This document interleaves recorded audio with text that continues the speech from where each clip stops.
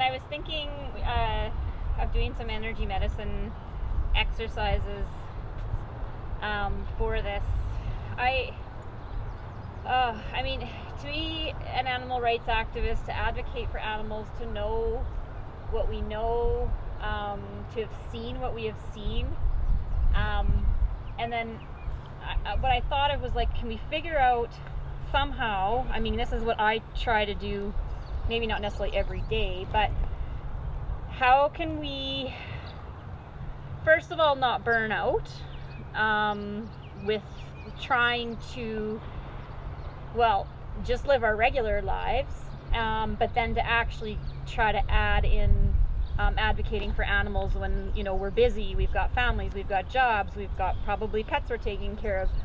How do we fit all of that in?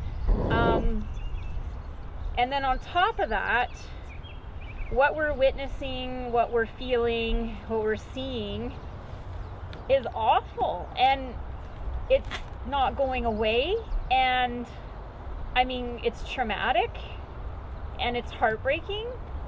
And so some of the stuff that I've been learning in my course, and I mean, you'll have to bear with me, some of these exercises I'm still learning myself, well, could help. And again, it depends on what resonates with you.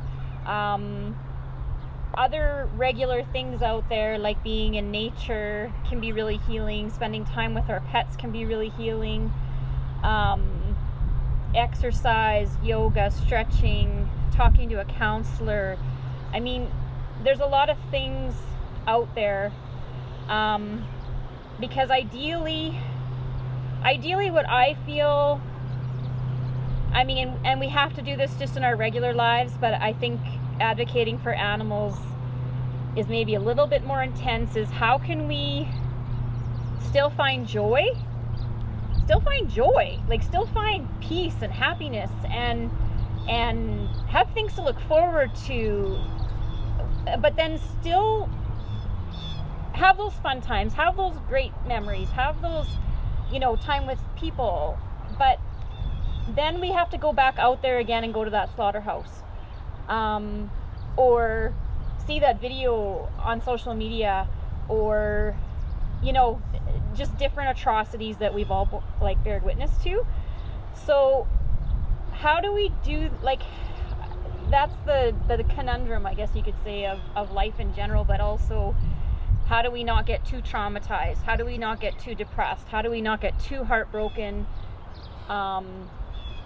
And still, try to function and have a worthwhile life on top of what we know is going on every day. And how to find that balance is, like, I mean, I'm sure it's just a lifelong journey. So I'm just going to show you a few things, and because ideally we want to feel those emotions. We want to, you know, feel that anger, that frustration, grief, because those are real, and they also do strengthen us and make us more determined to be able to fight for the animals. But then how do we get out of that and then go to work, or go have fun with our friends, or, you know, see what, like, so anyway, so these are just some other ideas. So one of them I'm going to show you guys, we're ideally sitting. I might actually just show you kind of sitting. So this one is more if you're having problems focusing, but also if you can't get out of, like, you're so overwhelmed and you're so full of emotion, you're not able to think clearly, you need to be grounded, you've got inner chaos and you need to untangle it. But it is also good for studying and focusing and stuff like that too. So it's called the Wing Cook posture, and there's two different versions. So maybe what I'll do is we're gonna do the standing up version instead of the sitting down one. Let's just take this here. Okay. So yeah, if any of you have any studying to do or focusing, but again, if you can't find your words, say you're in an argument, or say you can't stop crying, this can really help ground you and calm you. Oh, and actually, well, no, I'm not going to sit on the little box there. That's not very, very fair. So, actually, I might have to set this down first. You're going to put your arms out in front of you like this. Actually, let's see if I can do this. Can you still hear me? Just a second. So you're going to put your arms like this. Doesn't matter which ones. And then, basically move your wrists this way, like so. And then you're going to cross whatever leg feels good to cross. So, say you're just completely scattered. This will help unscatter you. And I can't remember, this one might actually also be good for dyslexia, I believe. So what you do is you're just going to do a few deep breaths like this. You're going to inhale through your nose and exhale through your mouth.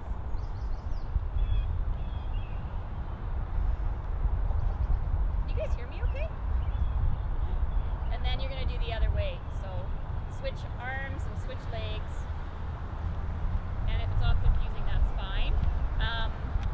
The other way to do this, imagine I'm seated.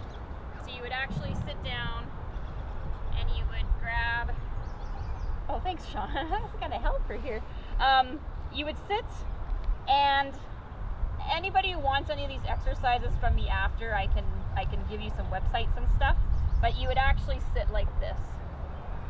Now this is one that I prefer to do seated, not standing, because this is, you know, well, it's good exercise for your legs. But basically you would do the same thing, inhaling and exhaling, and then you would switch sides and do the other side. So this is also really good for kids. And then at the end, what you're going to do is place your hands together. You're going to put your thumbs at your third eye, and you're just going to do a few deep breaths. In through your nose and out through your mouth, like so.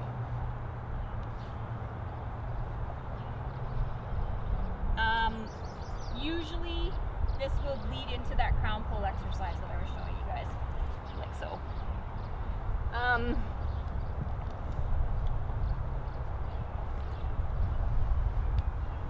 So one other exercise that I'll show you is basically when we have too much anger and too much frustration. So in the animal rights movement, in just life in general, it's obviously normal and healthy to be angry, and we can channel that anger. But if we kind of can't, these exercises are when you have too much and it's impeding your life. So yeah, the anger one's really fun. When we're doing it, imagine the energy going into the earth, and so don't do it too close to anybody. Now what you can do, because anger and frustration, whether that's, because you can be angry at yourself and it can be really inwardly directed, and anger can also be outwardly directed. So depending, you can think of what it is that's making you angry or frustrated, or who is making you angry or frustrated while you're doing this exercise. And so what you're gonna do, and again, we're gonna imagine that that anger is leaving your body. And so basically you're gonna make fists with both hands. So pretend this one's a fist here. And what you're going to do is you're going to inhale through your nose and raise your arms up like this, and then you're going to exhale, and you can make whatever kind of exhale sound you want, but ideally you're supposed to make a sh sound, and you're going to go sh like that. So you're going to take both arms, you're going to think of whatever the heck is pissing you off, and you're going to sh down into the ground. And you can stand here and do it with both arms, or you can, some people kind of do a little, you know, bendy thing, whatever you want. Give me 1 second here.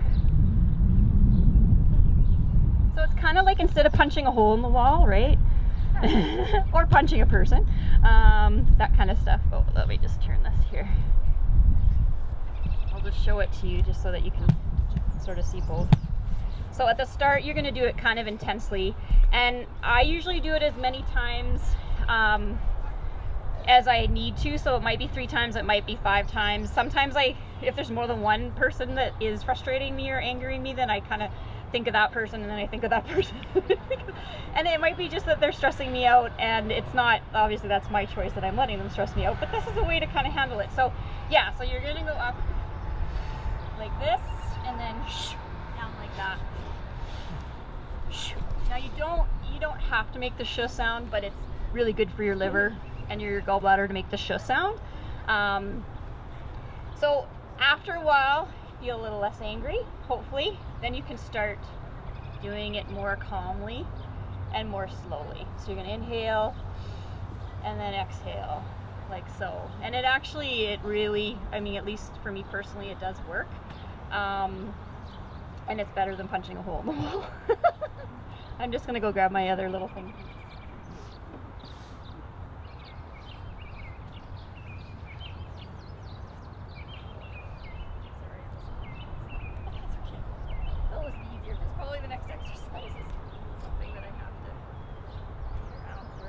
Okay, so just a couple more.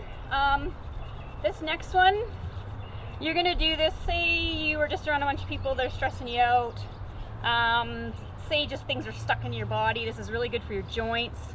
But it also like kind of resets you, I guess you could say. So say you went to an event like this one and it stirred up a bunch of stuff. Or you're around a bunch of people, maybe you're with your family and it was stressing you out, or maybe you're with friends and it was stressing you out. What this helps do is just sort of move the energy out of your body in a different way. So all you're gonna do, you're just gonna rub your hands together, and then you're just gonna place your hands on your legs and imagine that you're being grounded. And what you're gonna do is you're gonna inhale and then go to a prayer position like this. And then what you're gonna do, exhale, and then you're gonna inhale and you're gonna stretch up like this. So you're gonna bend your wrists if you can, both ways. You're trying to create a stretch in your body. So you're gonna hold your breath up here for a little bit and then exhale back to this prayerful position. And then you're going to do the other side, and you're going to look up at your hands if you can, and you're going to hold your breath here for a couple seconds, and then exhale. So then inhale, so exhale,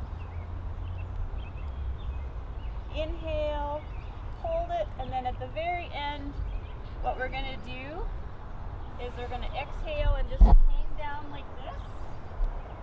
And do a couple of deep breaths hanging down like so. This stretches the whole back of your body, which is actually really good for your nervous system.